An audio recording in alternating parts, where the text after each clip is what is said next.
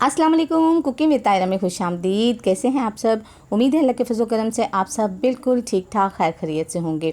आज मैं बनाने जा रही हूँ भुना हुआ गोश्त। आपको पता है कढ़ाई बनी हो, कुरमा बना हुआ हो तो इनका एक अपना टेस्ट होता है, लेकिन जो मज़ा भुने हुए गोश्त में है और मटन जो भुना हुआ हो तो क्या कहने, सुभान अल्लाह।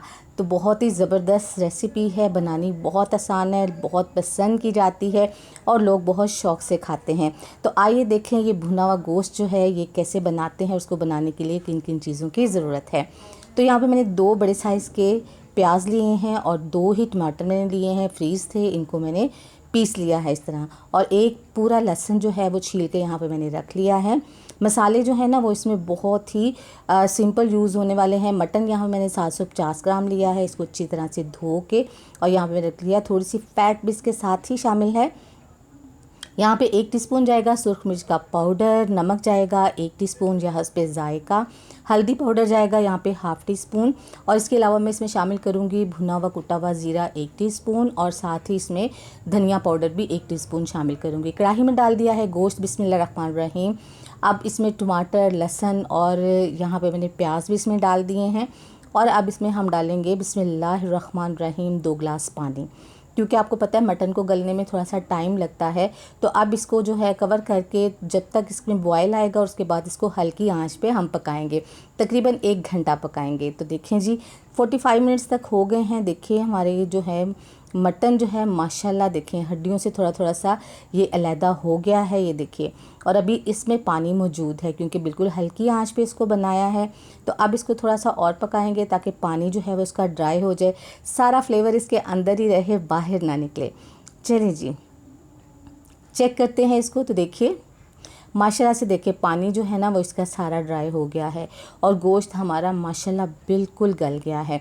अब स्टेज ये है कि इसमें हम शामिल करेंगे ऑयल और अच्छी तरह से इसकी भुनाई करेंगे। तो चलिए इसमें हम ½ कप जो है वो ऑयल शामिल कर देते हैं।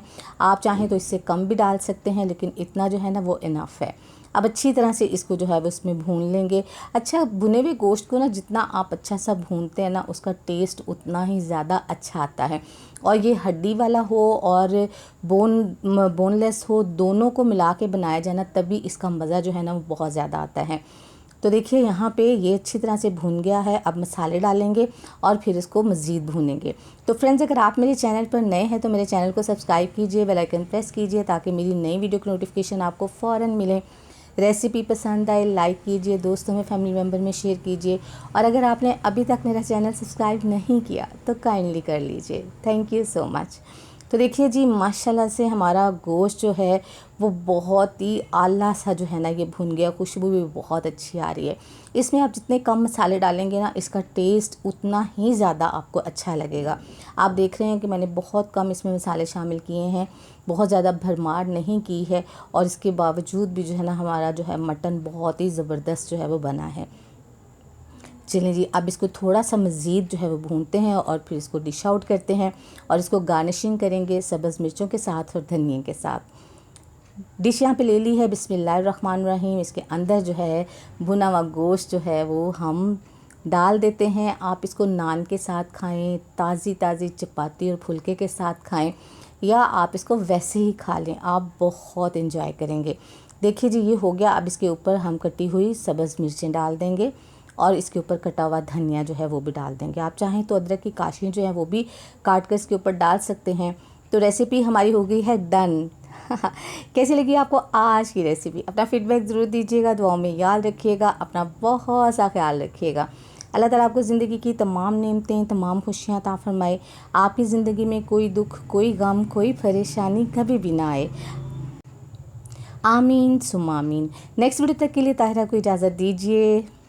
अल्लाह हाफिज़।